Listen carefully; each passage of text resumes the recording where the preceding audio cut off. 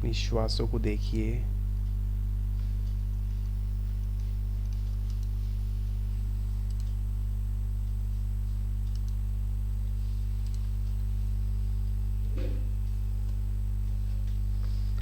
आती हुई श्वासें, जाती हुई श्वासें।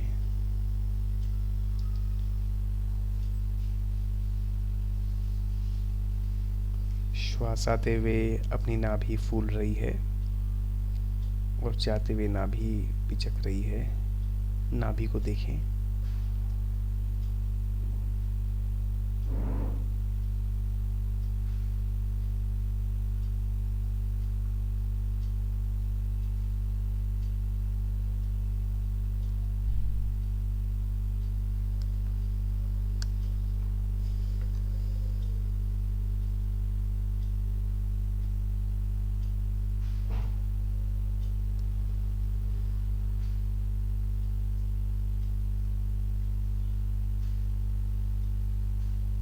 देखें, नाभि को देखते रहें।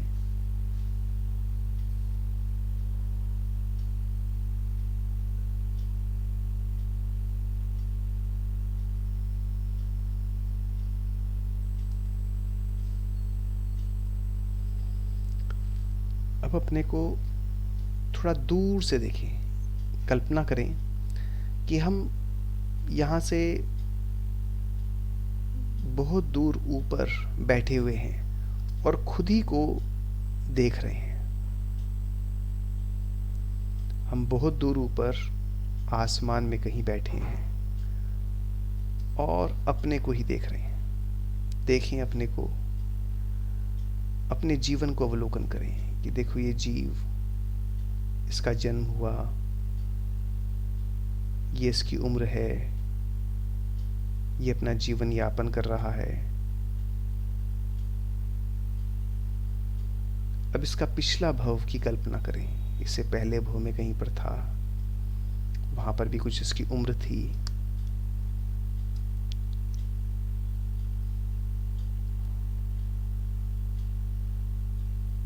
और उससे पिछले जन्म की कल्पना करें।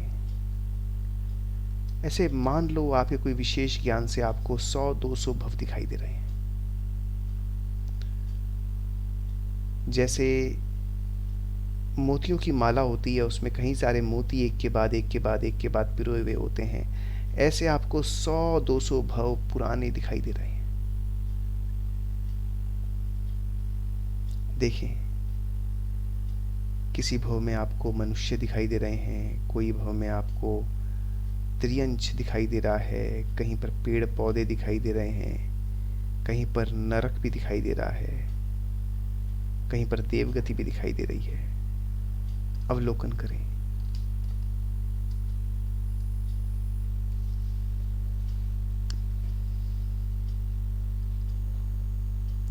हर भव में शुरुआत में जन्म है, उसके बाद में कहीं पर तो जन्म में ही मर गया है, कहीं पर जी पाया तो जवानी में मर गया और कहीं पर और जी पाया तो बुढ़ापे में मरा है।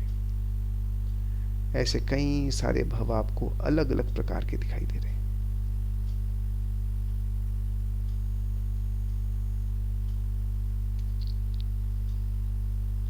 देखें अपने को, अपनी वास्तविकता को।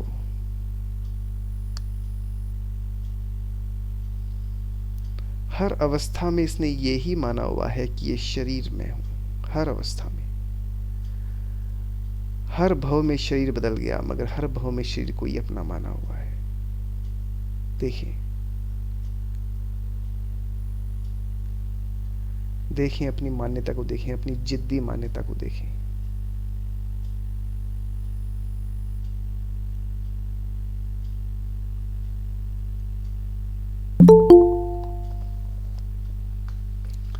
और अपने आसपास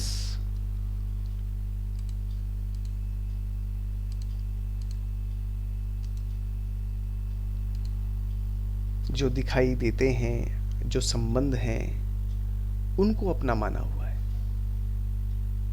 कुछ भव में तो अनाथ है, तो कोई है ही नहीं, और कुछ भव में नरक वगैरह में चला गया तो वहां कोई संबंधी है ही नहीं, और कुछ भव में जहां पर कुछ संबंधी हैं वहां पर उनको ये मेरा, ये मेरी शरण ऐसे माना हुआ है। और कई बार वो ही दुख देते हैं जो संबंधी हैं पाप कर्म के उदय से, तो ये मेरे शत्रु हैं, उनके प्रति द्वेष बुद्धि करते हुए, उनके प्रति लड़ते हुए, उनका घात करते हुए, हिंसा करते हुए दिखाई दे रहा है।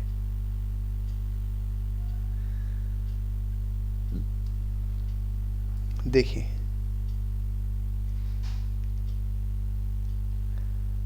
अनेक भवों में अपनी अवस्थाओं को देखें।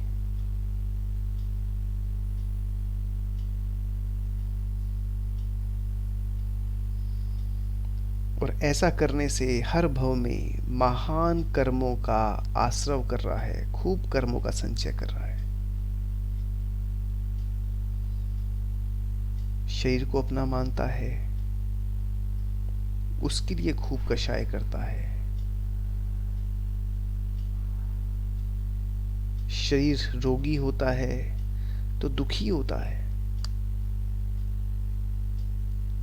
अपने आसपास जो संबंध हैं वो इसकी इच्छा के अनुसार परिणमित नहीं होते तो दुखी होता है और खूब कर्म बांधता है। और इसके हिसाब से परिणमित हो जाते हैं तो बड़ा खुश होता है, अहंकारी हो जाता है, तो कर्म बांधता है। वो अच्छे परिणमित हुए तो कर्म बांधता है, पूरे परिणमित हुए तो कर्म बांधता है।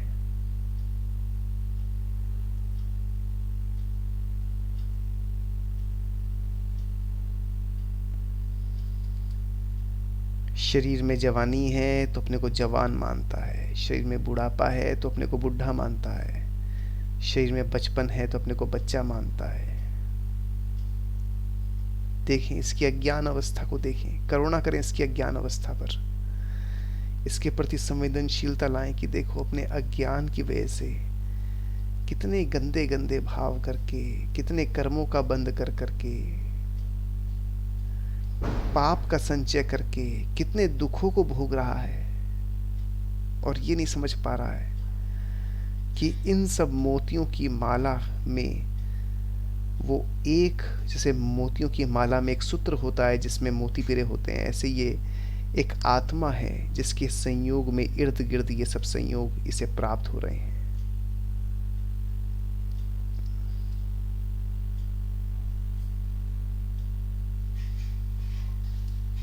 इसके ऊपर करुणा करें, इसके अज्ञान के प्रति करुणा करें कि कैसे अपने ज्ञान अज्ञान की वजह से कितने दुखों को ये भोग रहा है। इसे अपने लक्ष्य का भान नहीं है। जितने भवों में दिखाई दे रहे हैं 100-200, इसे अपने लक्ष्य का भान नहीं है कि मेरा लक्ष्य है पूर्ण आत्मा को पवित्र करना, आत्मा और आनंद रूप मेरे को हो जाना। ये लक्ष्य का इसे भान नहीं। ये तो मात्र अपने शरीर में और परिवार में मस्त होकर के ही जी रहा है और दुखी हो रहा है। इसे ज्ञान नहीं, अनादि काल से इसे इस चीज का ज्ञान नहीं हो पाया। करुणा करें, कभी इसने पुरुषार्थ नहीं किया मोक्ष प्राप्ति का। और इतने भवों में अगर किसी ने बताया तो उसकी बात को भी अनदेखा कर दिया, हंसी उड़ा दी, मजाक कर दिया।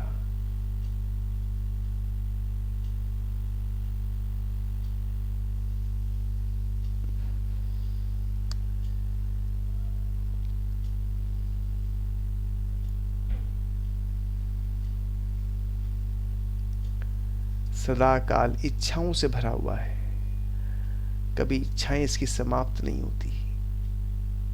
हर भव में आता है, हर भव में इकट्ठा करता है चीजें, बहुत कुछ इकट्ठा करता है और छोड़ के चला जाता है अगले भव में, वहां फिर इकट्ठा करता है।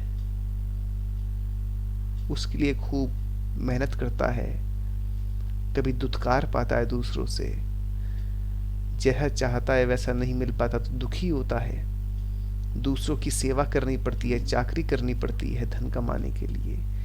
हर प्रकार के दुखों को भोग करके चीजों को इकट्ठा करता है। और मरता है तो फिर छोड़ के चला जाता है,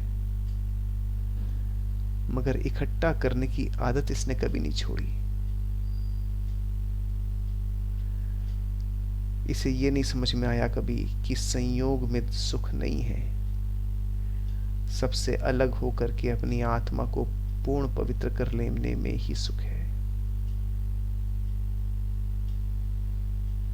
देखें इसकी अवस्था को, दयनीय अवस्था। ऐसा ये जीव बहिरात्मा होकर के अनादिकाल से घूम रहा है।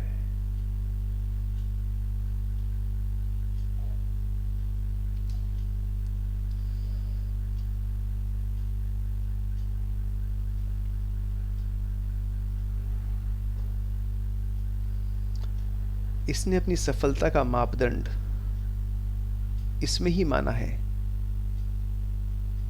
कि कैसे मेरे को उत्तम शरीर मिल जाए, कैसे मेरे को पद प्रतिष्ठा मिल जाए, कैसे मेरा घर परिवार ऊंचा हो जाए, और उसी के हिसाब से ये काम करता है और वो ही अपने घर वालों पर भी थोपता है।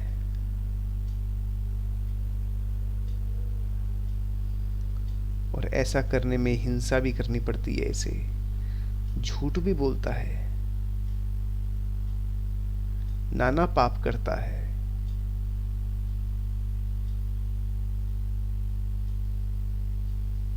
देखो इस अज्ञानी की अवस्था, इस अज्ञान की वजह से दर दर भटक रहा है, इस पूरी दुनिया में दर दर भटक रहा है।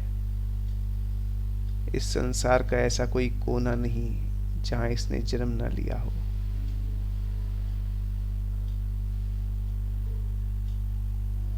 हर कोने में, हर जगह पर पैदा होकर के मरा है। ऐसा कोई शरीर नहीं जो इसने धारण ना किया हो, ऐसा कोई समय नहीं जब ये पैदा ना हुआ हो, ऐसा कोई भाव नहीं जो इसने ना किया हो। हर प्रकार के संबंध, हर प्रकार के शरीर, हर प्रकार के राग और द्वेष अनंतों पार कर चुका है। देखें अनंत भवों को, देखें इसके अनंत भवों की माला, ऐसी माला जो अनंत लंबी। देखो, करुणा करो अपने ऊपर। अज्ञान की वजह से कैसा भटक रहा है जीव।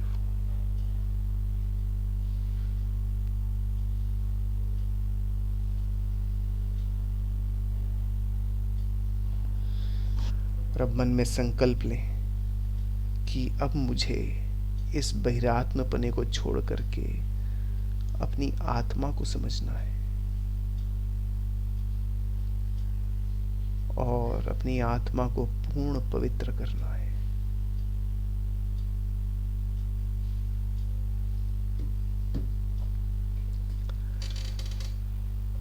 गहरी सांस लें।